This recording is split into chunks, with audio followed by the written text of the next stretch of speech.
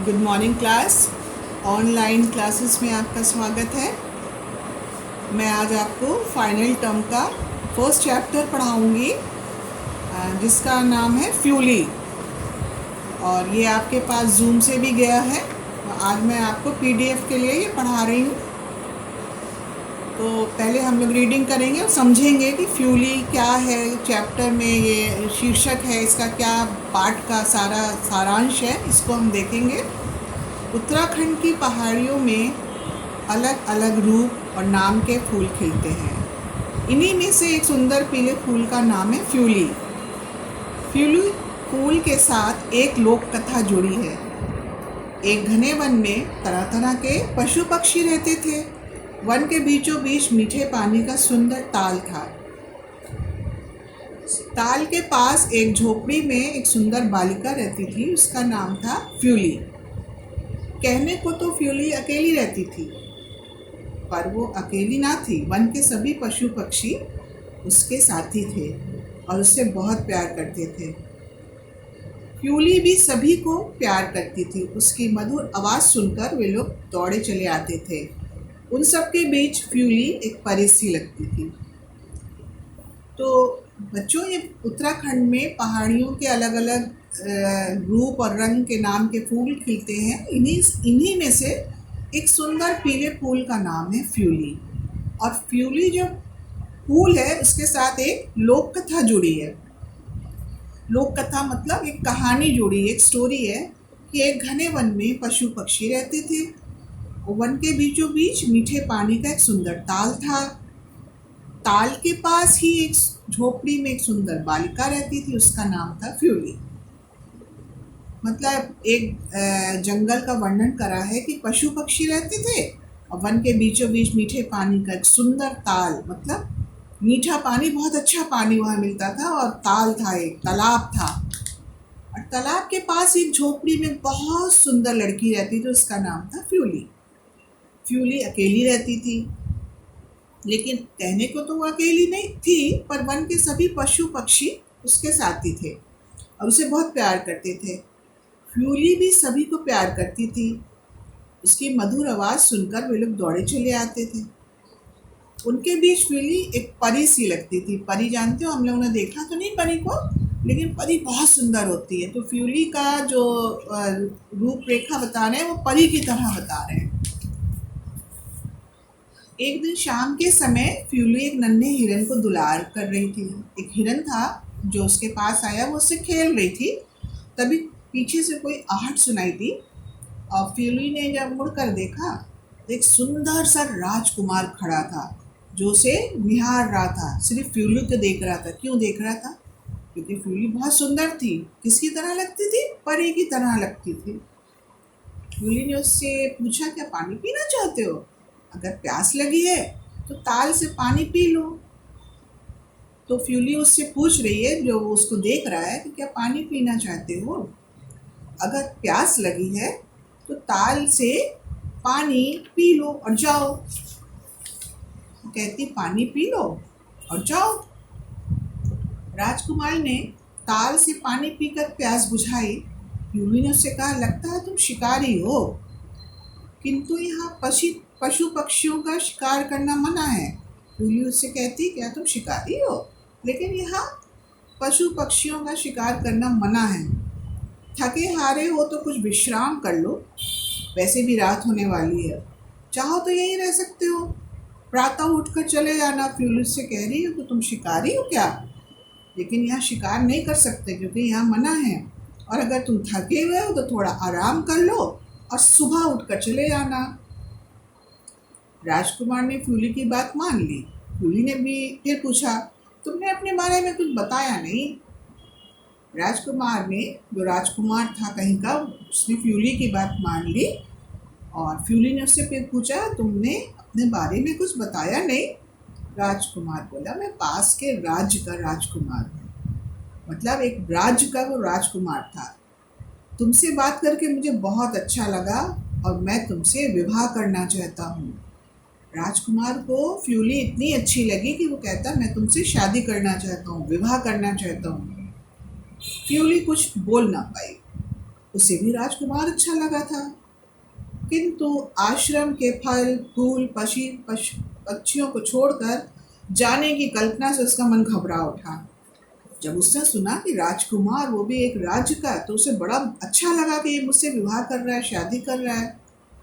लेकिन थोड़ी देर बाद उसने सोचा कि अगर मैं इससे शादी कर लूँगी तो सारी चीज़ें मुझे छोड़नी पड़ेंगी। जंगल छोड़ना पड़ेगा, वन छोड़ना पड़ेगा, फूल पक्षी और ये सारे लोग जो मेरे साथ इतने अच्छे से रहते हैं। वो घबरा उठी। राजकुमार ने फ्यूली को बहुत समझाया। अब राजकुमार को तो फ्यूली बहुत अच्छी लगी थी। राजकुमार ने उसको बहुत समझाया, तब जाकर फ्यूली विवाह के लिए तैयार हो गई। इसके बाद फ्यूली ने कहा, हाँ ठीक है, मैं तुमसे विवाह कर लूंगी। राजकुमार और फ्यूली का विवाह हो गया। वन के पेड़ पौधे पशु पक्षियों ने रोते रोते अपनी प्यारी फ्यूली को विदाई दी। कभी सुना है बेटा कि क्लास की कभी पशु पक्षी भी किसी की शादी पे रोए? लेकिन देखो, राजकुमार ने जब फ्यूली से कहा कि मैं तुमसे विवाह करूंगा, और जब विवाह हो गया तो पशु पक्षी भी बड़े उदास हो गए और उन्होंने रोते रोते फ्यूली को विदाई दे दी। महल में पहुंचकर रानी फ्यूली के लिए सुख सुविधा ऐशो आराम सभी साधन उपलब्ध थे। अब कहाँ जंगल वन और कहाँ महल। बहुत बड़ा होता है महल, बहुत भारी, ढेरों कमरे और बहुत सुंदर होता है। अब रानी की तरह फ्यूली रहने लगे। सारे लोग उसके साथ, ढेरों नौकर चाकर दास दासियां, सब लोगों से वो घिरी रहती थी। वो जो कहती थी वो पूरा हो जाता था। राजकुमार उसे बहुत खुश रखने की कोशिश करता था, परंतु फ्यूली को वन की बहुत याद आती थी। वो अपने प्यारे साथियों की याद में छुप छुप कर आंसू बहाती। फ्यूली की याद में वन के सभी जीव उदास रहते और चारों ओर उदासी छाई रहती थी। अब पशु पक्षी भी बहुत याद करते थे उसको, और उनकी याद में फ्यूली क्या करती थी, रात में रोती थी छुप छुप कर और उदास रहती थी। राजकुमार ने फ्यूली को बहुत समझाया, मगर फ्यूली वन की याद में बीमार रहने लगी। राजकुमार ने बहुत कोशिश करी कि फ्यूली खुश रहे उस राजमहल में आकर, लेकिन फ्यूली वन की याद में बीमार रहने लगी और उसके बचने की कोई आशा नहीं थी। मतलब ये नौबत आ गई कि वो मरने पे आ गई। फ्यूली की ये दशा देखकर राजकुमार भी दुखी रहने लगा। एक दिन फ्यूली ने राजकुमार से कहा, आपने मेरे लिए बहुत कष्ट सहा, अब मेरा विदा लेने का समय आ गया। मैं चाहती हूँ कि आप मेरी अंतिम इच्छा अवश्य पूरी करें। फ्यूली राजकुमार से कहती है, अब मेरा अंतिम समय आ गया और आपने मेरे लिए बहुत कष्ट सहा, मुझे बहुत सुख देने की कोशिश करी, लेकिन मैं अब नहीं बचूंगी। अब मेरा जाने का समय आ गया है। मैं चाहती हूँ कि आप मेरी आखिरी इच्छा पूरी जरूर करें। राजकुमार ने भरे गले से कहा, रोते हुए गले से कहा, मेरी प्यारी फ्यूली, मैं तुम्हारे लिए हर इच्छा अवश्य पूरी करूंगा, तुम कहो तो। फ्यूली से राजकुमार बोल रहा है रोते हुए कि मैं जरूर पूरी करूंगा, तुम बताओ तुम क्या चाहती हो। फ्यूली बोली, आप मुझे वन से रानी बनाकर लाए। अब फ्यूली को एहसास होता है, कहाँ वन और कहाँ राजमहल की रानी। मैं रानी बनकर आ गई और आप मेरे मरने के बाद मुझे उसी वन में दफना देना और कभी शिकार न करना।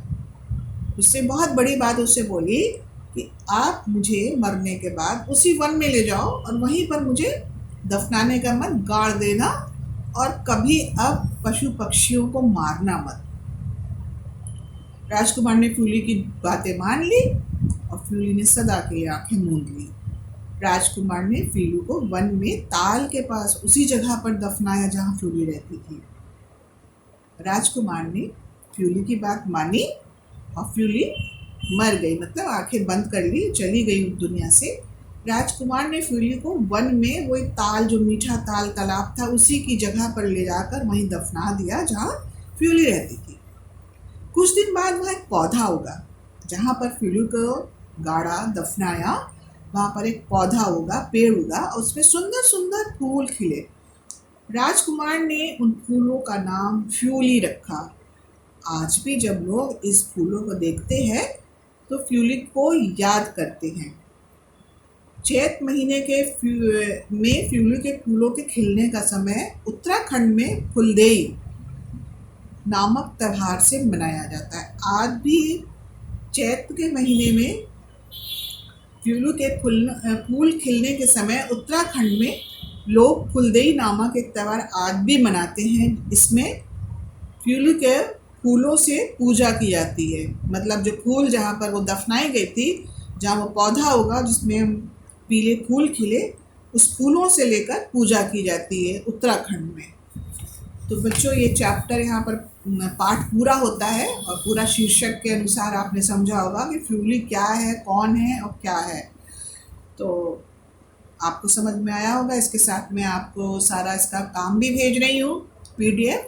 आप लोग इसको अपनी कॉपी में फाइनल टर्म लिखकर ज़रूर उतारिएगा और लर्न करना शुरू कर दीजिएगा।